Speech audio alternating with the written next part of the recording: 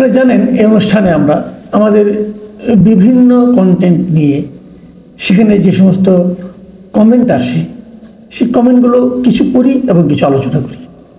আজকে গত রাতে যে কন্টেন্ট আমরা আপ করেছিলাম যে জুলাই নিয়ে নতুন বিতর্ক, কি চান নাহিদ ইসলাম, এই ছিল আমাদের গত রাতের কন্টেন্টের টাইটেল।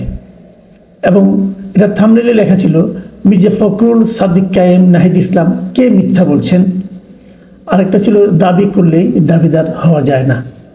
আমি যদি এই কন্টেন্টের উপর যে কমেন্টগুলো আছে সেগুলো পড়ার আগে একটু বলে নেই, এই যে আমি লিখেছিলাম এখানে আমরা যে মির্জা ফখরুল সাদিক কায়েম এবং নাহিদ ইসলাম কে মিথ্যা বলছেন, এই বিষয়টা নিয়ে একটু কথা বলি।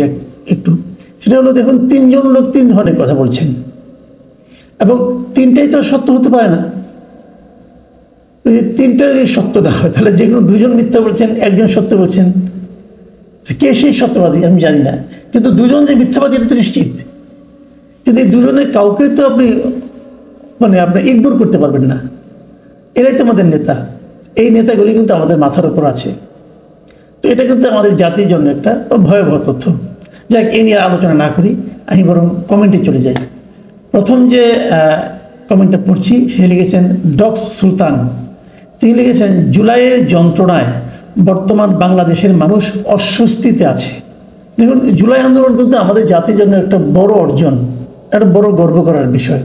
কিন্তু সেই গর্ব করার বিষয়টা নিয়ে এত লেবু চেপা হয়েছে যে এখন তেতো হয়ে গেছে।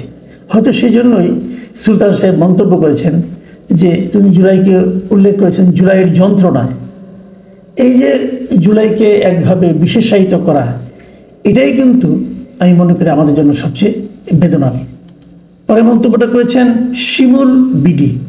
তিনি লিখেছেন, আপনার কথা 100% সঠিক, এটা সাধারণ জনগণের আন্দোলন। আমি বলেছিলাম এটা একক কোনো একটা শ্রেণীর বা গোষ্ঠীর আন্দোলন ছিল না।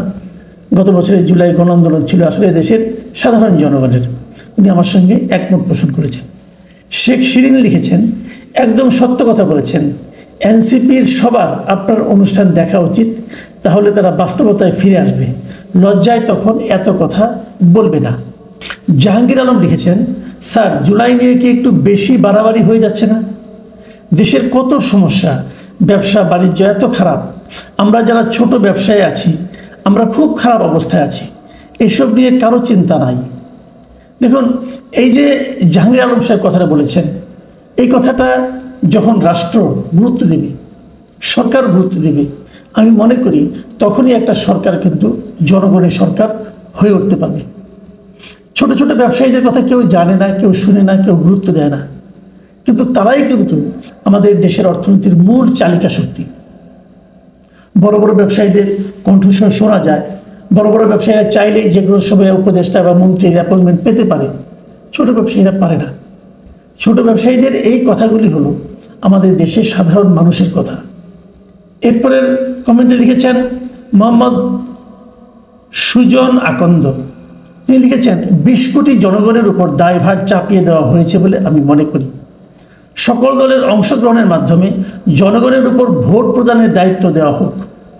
জনগণ ভোটাধিকার প্রয়োগের মাধ্যমে সরকার নির্ধারিত করবে। দেশ ও জাতির স্বার্থে দেশের সার্বভৌমত্ব রক্ষার দায়িত্ব প্রদান করবেন বলে আমি সাধারণ জনগণ হিসাবে মনে করি। বিশেষ সুজন আকন্দ, আমিও আপনার সঙ্গে কিন্তু একমত। আমিও এটাই বলি যে এত আলোচনা, এত বিচার বিশ্লেষণ, এত সিদ্ধান্ত যা কিছুই করেন, আসলে কিন্তু জনগণের ম্যান্ডেট নিতে হবে। জনগণই ঠিক করবে যে তারা কোন সংস্কারটা চায়, জনগণই ঠিক করবে এই সংস্কারটা কে বাস্তবায়ন করবে, জনগণই ঠিক করবে যে সরকার কে চালাবে।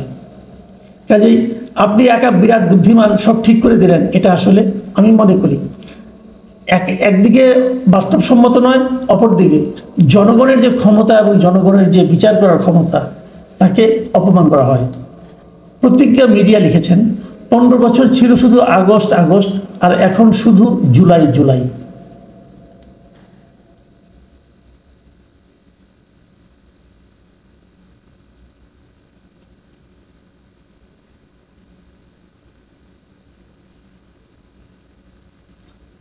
এটা একটা ছদ্মনাম, জার্মান পোকা। তিনি লিখেছেন, একটা সময় আসবে এই ক্রেডিট নিতে কেউ চাইবে না, লজ্জায় ভয়ে। এটা বাংলাদেশ, বছরে 6 ঋতু, সব কিছু সময়ের সাথে বদলে যায়। ইলাহি মানিক লিখেছেন, সব কিছু করা হচ্ছে একটা বিষয়কে সামনে রেখে, সেটা হলো এই সরকারের মেয়াদ আরও বেশি করা, মেয়াদ বাড়ানো, আরও বেশি দিন থাকার জন্য। মামুন সুর লিখেছেন, জুলাই বিপ্লবের ক্রেডিট দাবিদারদের অনাবশ্যক বিতর্ক জুলাই বিপ্লবের ঐতিহাসিক গুরুত্বকে খর্ব করছে। আপনার জুলাই আন্দোলনের বিশ্লেষণ সুস্পষ্ট। জব্বার খান লিখেছেন, আপনাদেরও দেশের এই অবনতির জন্য দায় নিতে হবে। মিস্টার জব্বার খান, আপনার বক্তব্য অবশ্যই একদম উড়িয়ে দেওয়ার মতো না, এটা কিছু অভিমান মিশ্রিত একটা বক্তব্য। সবাইকে দায় নিতে হবে। দেশে যদি উন্নতি হয় তার দায়ও সবাইকে নিতে হবে, তখন দায়টা আবার হবে পজিটিভ অর্থে। আর যদি অবনতি হয় তার দায়ও নিতে হবে সবাইকে। কাজেই আমরা সবাই দায়ী, এবং এই জন্যই আমরা কিন্তু সবাই এনে উদ্বিগ্ন বটে কীভাবে আমরা ঠিক পথে আসতে পারি, সেই চিন্তাটা আমাদের কিন্তু সবাইকে মিলেই করতে হবে। মোহাম্মদ ফারুক আহমেদ লিখেছেন, 36 দিনের জুলাই নিয়ে যদি এরা ব্যবসা করতে পারে, তাহলে 9 মাসের যুদ্ধে 30 লক্ষ শহীদের রক্তের বিনিময়ে অর্জিত স্বাধীনতা নিয়ে ব্যবসা করতে সমস্যা কোথায়? না, আসলে কোনো অর্জন নিয়েই ব্যবসা করা উচিত না। এরা ব্যবসা করতে পারলে আপনি ব্যবসা করবেন, অথবা এই ঘটনাকে নিয়ে ব্যবসা করতে পারলে ওটাকে নিয়ে ব্যবসা করা যাবে, এভাবে দেখা মনে হয় উচিত না। এই ধরনের বিশাল অর্জন, জাতির যেটা অর্জন, সেটা আসলে ব্যবসার বিষয় না। যারাই ব্যবসা করুক তারাই ভুল করছে, তারাই অন্যায় করছে। নাজিয়া বেগম লিখেছেন, কে সত্যি বলেছেন জানি না, তবে সততার ক্ষেত্রে জামাত শিবির অপেক্ষাকৃত নিরাপদ। কি বলেন? না ভাই, আমি কিছু বলি না, আপনি বলেছেন এটা শুনলাম। শাকিল তুষার লিখেছেন, নিরপেক্ষ থাকা খুব কঠিন, তবে প্রতিকূল পরিবেশে সত্য বলা, যুদ্ধ করা আরও কঠিন। মাসুদ কামালের এই প্রচেষ্টা চোখে পড়ার মতো। ভালো থাকবেন মিস্টার তুষার, আপনিও ভালো থাকবেন। AW গ্লোবাল লিখেছেন, আপনি জামাতের আমিরের কাছে ক্ষমা চেয়েছেন? ওনার মঞ্চে অসুস্থ হয়ে যাওয়াকে অভিনয় হিসেবে সন্দেহ করে বক্তব্য প্রচার করার জন্য। করে থাকলে ধন্যবাদ, না করে থাকলে ওনার অপারেশনের আগেই করুন। মিস্টার AW গ্লোবাল, আপনাকে আমি বলি, জামাতের আমির যেদিন তার জনসভায় পড়ে গিয়েছিলেন, সেটা নিয়ে সেদিনই আমি একটা কন্টেন্ট করেছিলাম, একটা ভিডিও করেছিলাম। সেই ভিডিওর শিরোনাম দেখে আমার ধারণা আপনি মন্তব্য করেছেন। আমার এটাও ধারণা সেই ভিডিওটা আপনি পুরোটা দেখেননি, দেখলে আপনি এই মন্তব্যটা করতেন না। আমার সেই ভিডিওতে ওনার পড়ে যাওয়া নিয়ে অনেকে এটাকে অভিনয় বলেছে, সেই কথাটা উল্লেখ করেছি। পাশাপাশি আমার কি অপিনিয়ন সেটাও বলেছি। আমার কি অপিনিয়ন জানতে হলে আপনাকে ওই ভিডিওটা আরেকবার কষ্ট করে দেখতে হবে। আমি এখন বলতে পারতাম, কিন্তু আমি বললে আপনি বিশ্বাস করবেন না।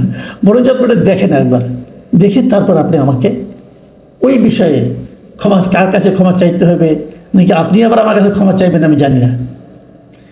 এখন যেটা বলবো এটা হলো শেষ মন্তব্য। এটা লিখেছেন সুমিত ঘোষ। তিনি লিখেছেন, স্যার লাস্ট 3 মিনিট যা দিলেন, এটা আমি পড়লাম আসলে এই কারণে যে উনি আমার এই ভিডিওর শেষ 3 মিনিট নিয়ে বলেছেন, এবং ওনার কাছে মনে হয়েছে এই শেষ 3 মিনিটে আমি খুব এমন কিছু বলেছি যা নাকি ওনার খুব পছন্দ হয়েছে। আমি এখানে একটা কথা বলি, সে কথাটা হলো যে ইউটিউবে যেটা হয়, যারা খুব ট্র্যাডিশনাল এবং এক্সপার্ট ইউটিউবার এবং খুব ভালো ইউটিউবার যারা, তারা যে কাজটা করেন সেটা হলো তাদের মূল বক্তব্যের চুম্বক অংশটা প্রথম 1 মিনিটের মধ্যে বলে দেন, যাতে নাকি দর্শকরা বুঝতে পারে ভেতরে কত ইন্টারেস্টিং অনেক কিছু আছে। এটাকে অনেকে অনেকভাবে করেন। অনেকে আবার ভেতর থেকে চুম্বক অংশটাকে কেটে সামনে নিয়ে আসেন, যাতে নাকি সবাই আকৃষ্ট হয় কী আছে ভেতরে।